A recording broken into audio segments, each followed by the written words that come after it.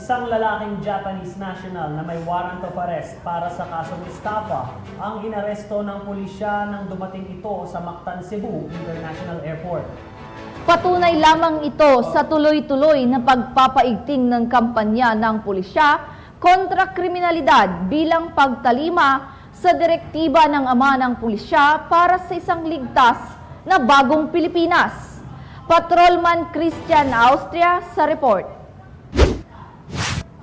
Makikita sa videong ito ang pagdating ng lalaking ito na isang Japanese national sa Mactan, Cebu International Airport noong Mayo 16 at nang paglabas niya sa terminal building ng paliparan, agad siyang nilapitan ng mga tauhan ng Mactan, Cebu International Airport Police Station ng Aviation Security Unit 7 at Regional Intelligence Division 7 upang arestuhin at basahan ng kanyang mga karapatan. Ang lalaking ito pala ay may arrest warrant para sa kasong estafa sa ilalim ng Article 315 Paragraph 1B ng Revised Penal Code na may fixed bail na 18,000 pesos. Ang warrant na may criminal case number M-PSG-24-01390-CR ay inisyu ni Honorable Jesosa Arlapus Gaudiano, ang presiding judge ng Metropolitan Trial Court Branch 153 Pasig City noong May 3, 2024. Meron pong information ang Regional Intelligence Division personnel of Police Regional Office 7 na a certain ay mag-arrive sa Mactan, Cebu International Airport on May 16, 2024.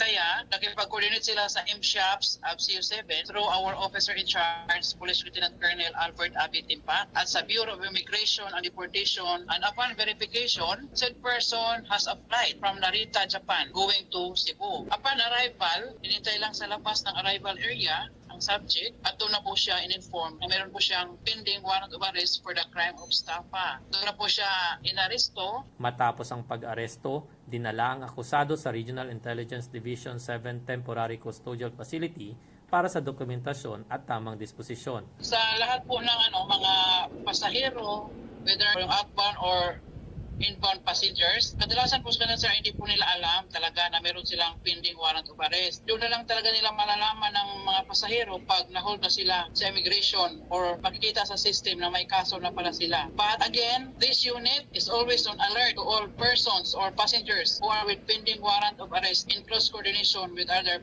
units. Samantala, ang pangyayaring ito ay paalala sa kahalagahan ng pagsunod sa batas at sa patuloy na pagsisikap ng PNP Aviation Security Group na mapanatili ang seguridad, kaayusan at katarungan sa mga paliparan sa bansa tungo sa bagong Pilipinas.